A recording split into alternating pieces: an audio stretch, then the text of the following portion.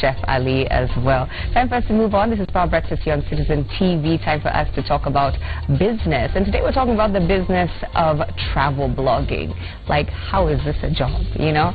But we'll get to know the nitty-gritty. I've got a panel of guests here who are going to share their experiences with me. I'd like for everyone to go around and introduce themselves. We'll start on that end. My name is Gashuri. My blog is akenyanomad.com. Okay, welcome to the show. Leah Wanjaria, work with Leah. All right, last. Eliud Dungo, travel with Eliud. Okay, yeah. All right. Yeah. So, travel blogging, what does this job consist of? I mean, I'm sure it has to be more complicated than traveling and writing and taking pictures, right? So, what is it that your job consists of? When it comes to travel blogging, for us, it's more than just a job. It's something you do for fun and in the hope that it will get you money in the future. So when you start off, you pay for your travel, you do everything by yourself, and as you grow, people offer you accommodation or flights or something that helps you travel more and write more. Mm-hmm. Yeah. All right, and for yourself, what would you say? And is this your job, actually? Maybe I just assumed that this is your only job. But is this something you do for fun? Is this... for me, it's something I do for fun. Okay. I trained as an architect, and I work as an interior designer for some developers. I travel in the weekends. So every weekend, I try to be out of town. Every weekend? Yeah. Wow. I try to be out of town. Yeah, so it's not something that pays yet, but it's something that I think anyone who starts, you hope that because you're spending more and more time in it, that eventually it will bring in, financial benefits. But personally, I'm not there yet. Eliud, how long have you been a travel blogger, and do you do this for fun, for pay, for... For me, it started last year in July, and first of all, I started doing it because of passion. And every time I would go to a place, because I love traveling, every time I would go to a place, people would be like, where is that? How can I get there? And things like that. So I decided to share that experience on a blog, so that at least people can come, read the blog, see where I was, and even get to know what that attraction, what attractions are in those places and how they can get there. So it's a passion.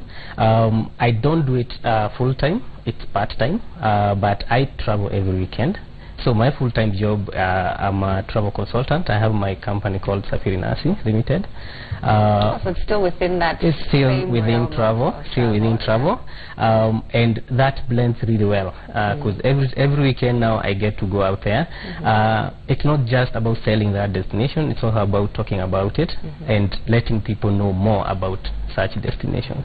I'm curious of the funding of these trips, because all of you are traveling every weekend. You mentioned in the beginning that you self-fund. Yeah. Are you still self-funding your trips? So I'm also a travel consultant. Okay. So and how long have you been involved? I've been traveling since 2010, like solo travel. I travel more long-term and not weekends.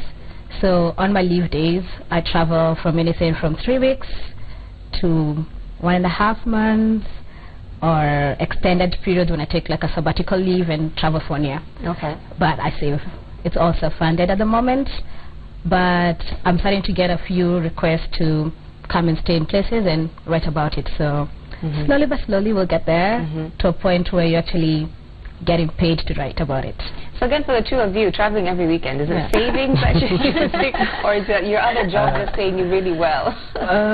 Not really well. I think there's a misconception that traveling is very expensive, because when you see someone going out of town, for instance, every weekend, I might be going to a very fancy place, but I might not necessarily be sleeping there. So like if you read my blog, you'll find all the details of where I slept, and so it's a matter of strategizing so that you spend wisely, So I might have, a glass of wine at a very nice pool, but I'm not necessarily sleeping, in the fancy side of the hotel. I'm camping at the back, Yeah, exactly. So what I do, because I used to do it very randomly, and it wasn't working very well for me financially because I ended up overspending. So nowadays I plan for the whole month, So I say, the first weekend I'm going to go to this place, second weekend I'm going to go to this place, and then I budget. So I leave that money on the side. And there's a lot of sacrifices as well. I still live with my parents.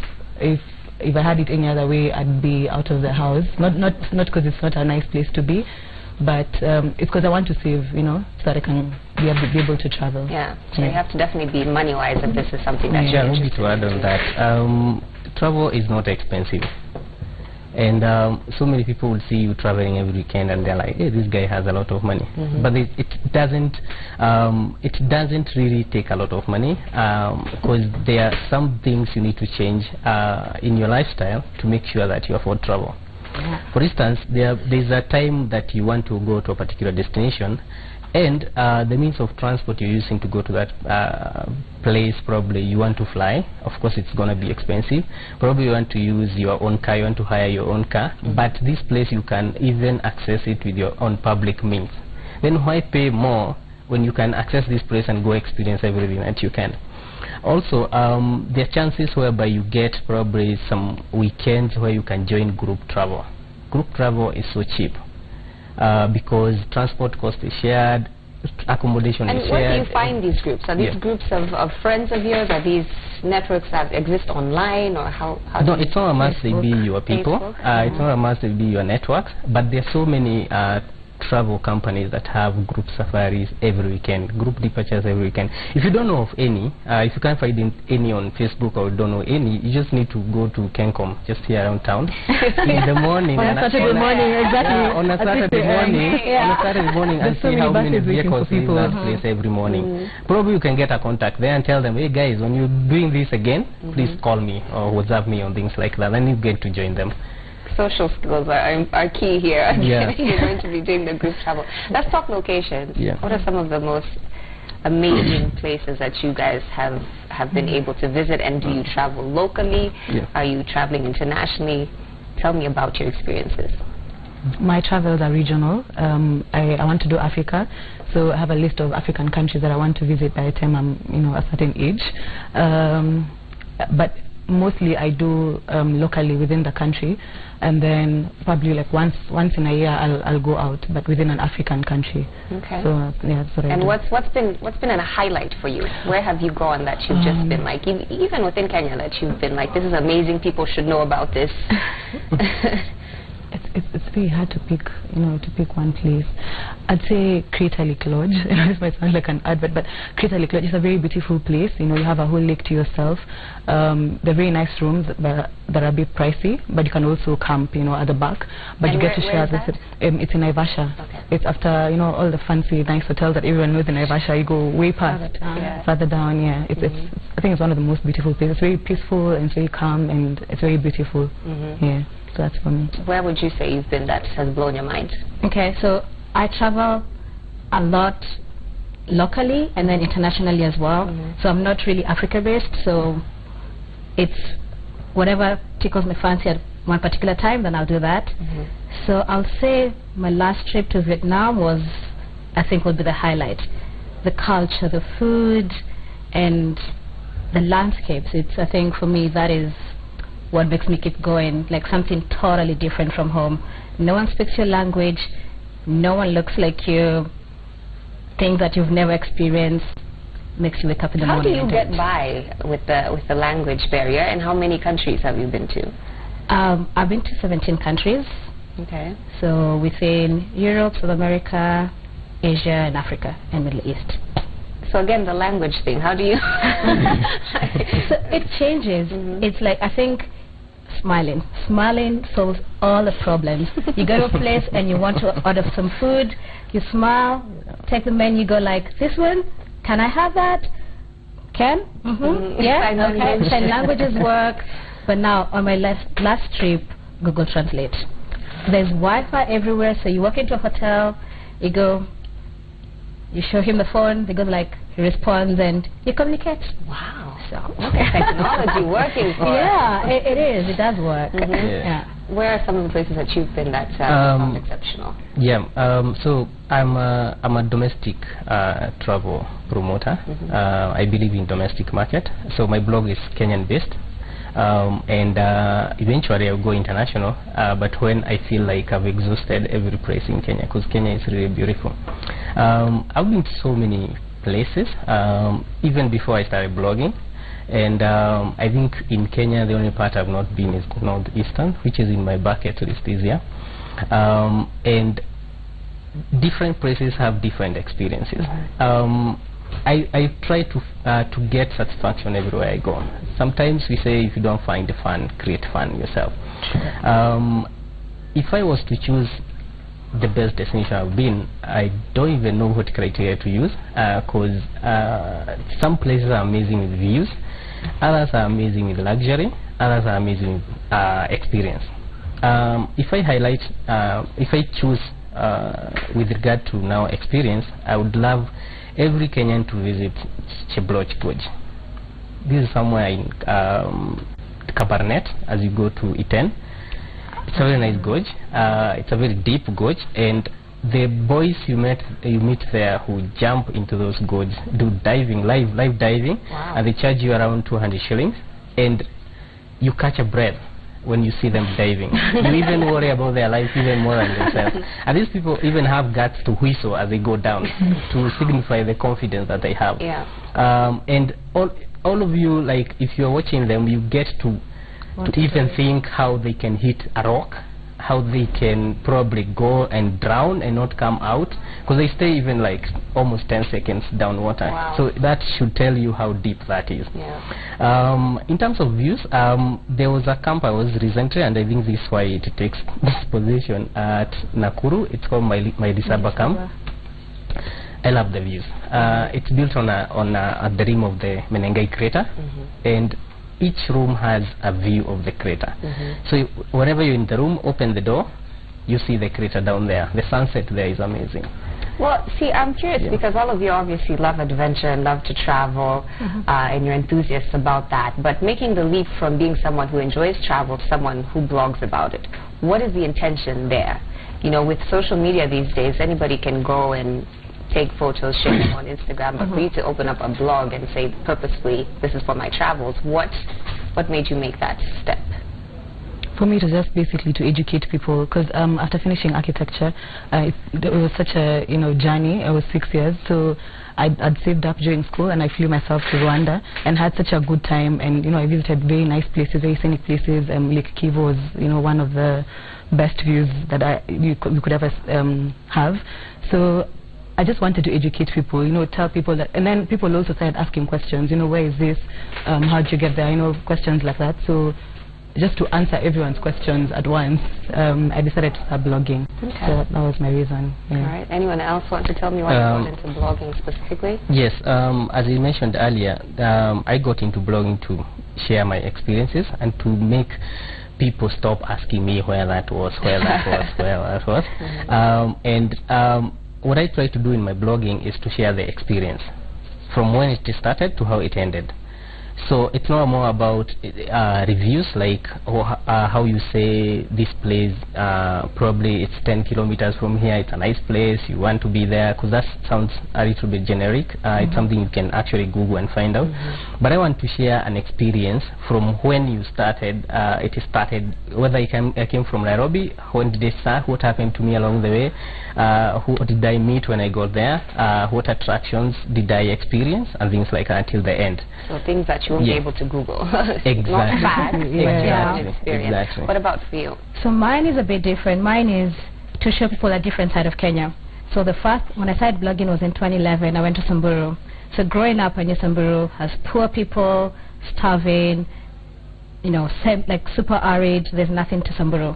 And I get to this camp, it is gorgeous and beautiful, and we take camels and we go into the desert, like into the arid areas, and I'm like, this is turning a total different side of Samburu.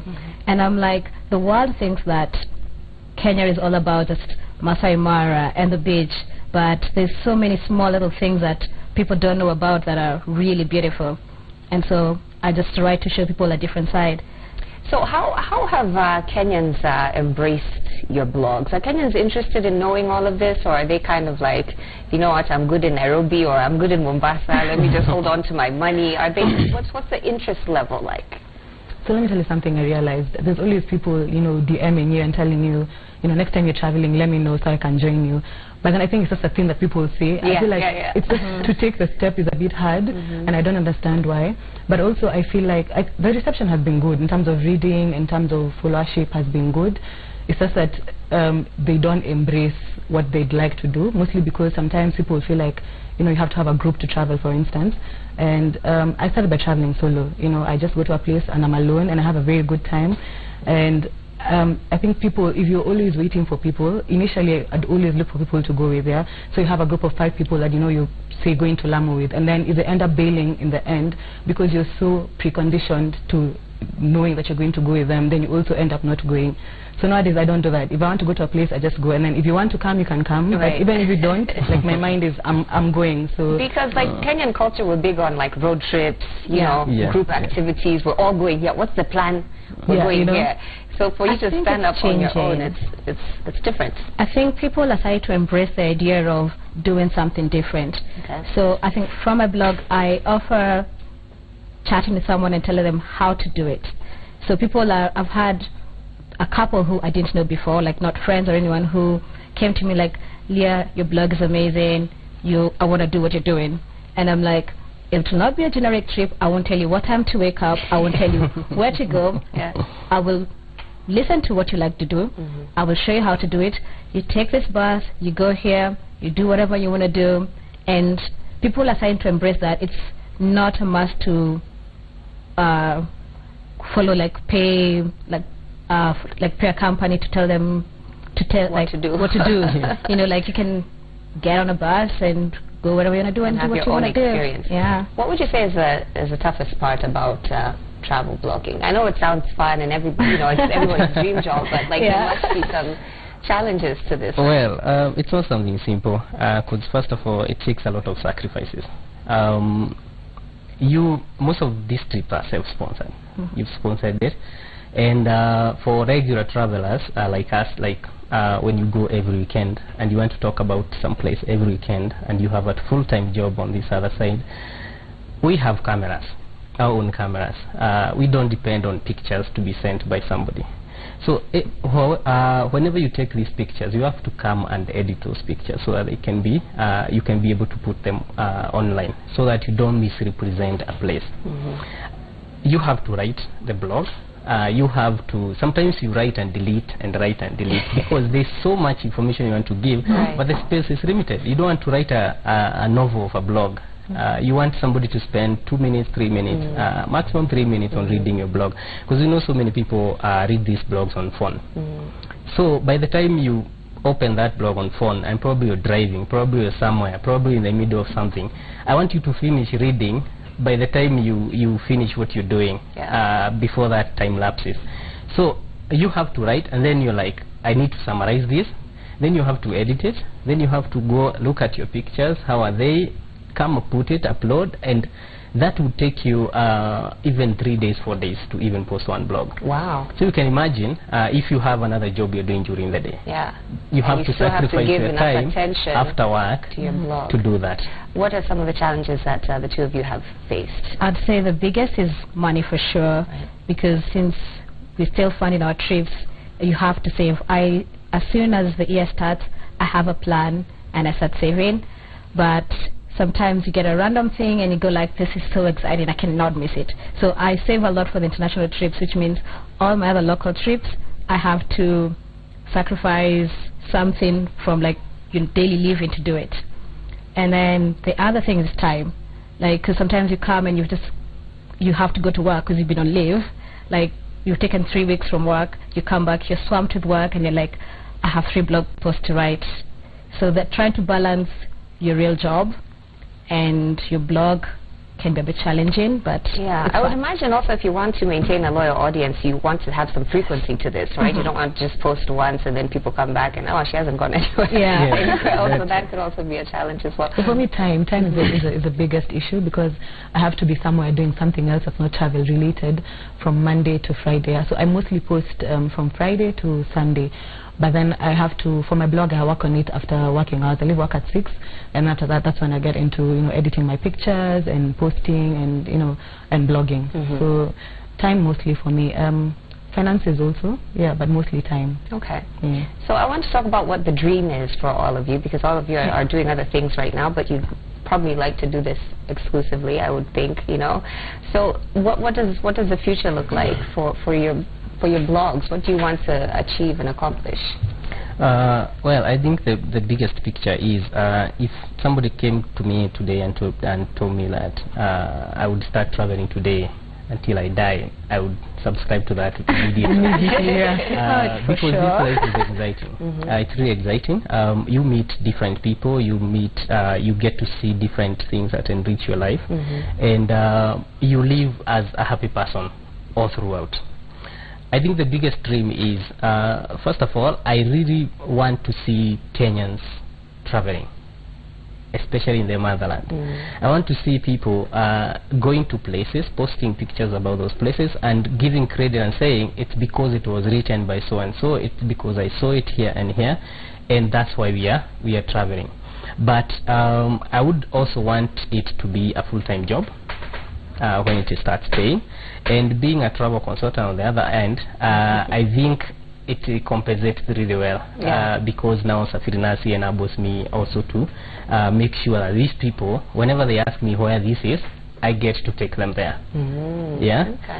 And also that is also another area I really want to grow, so that both of them can complement each other, and every time I'm traveling with both brands. We're just winding up here, so I'll just go around with the same question. Dreams of the future for your blog and yourself. So I want, within maybe like the next 3 years, to be full-time blogger. So to be location independent. I cannot say this is home. I'll be like, oh, Kenya will always be home, but I want to keep traveling, and Hawaii is my home for this month. The next place is my home for this month. So I want to get a point where my travel blog services cater for my life to be on the road 24/7. Wow. Okay. Yeah. Well, I'm personally in the process of setting up a tour company where I'd be customizing travel plans for people, and also taking people, so that will allow me to even travel more and not necessarily pick from my own pocket. Travel blogging, some of the international travel bloggers I follow do it on a full-time basis. It's a bit expensive travel in Africa, which is what I do and what I want to continue doing. So I don't know how well that will work, but in the future, if I get an opportunity where I travel, all over Africa and showcase all the beauty that we have to offer, I'd definitely jump on it. So. And perhaps just as we finish here, you can also share your blogs again for those who tuned in a little bit late and didn't get to your address yourself. My blog is akenyanomad.com. So the Kenya Nomad exists, but mine is akenyanomad.com. My Instagram handle is akenyanomad, and akenyanomad on Facebook as well. Okay, thank you. So my blog is Walk with Leah, and all my social media is Walk with Leah. Okay. So I invite all of you to come and walk with Leah. All over the world. Absolutely. Yeah, so my blog is Travel with Eliud. That's www.travelwitheliud.com. Instagram at Travel with Eliud. Facebook at Travel with Eliud. I appreciate all that you guys are doing to showcase, the beautiful country of Kenya, Africa, and just showcasing the world, so that it becomes something that we're not necessarily shown by Westerners. We're shown our own country by Westerners instead of traveling ourselves and getting to know more about it. So I wish you all the best. Thank you. When you become what did you say that you're going to become again? What was that? You said you're going to live in any place in the world. Location independent. Location independent. We'll come film you in Hawaii.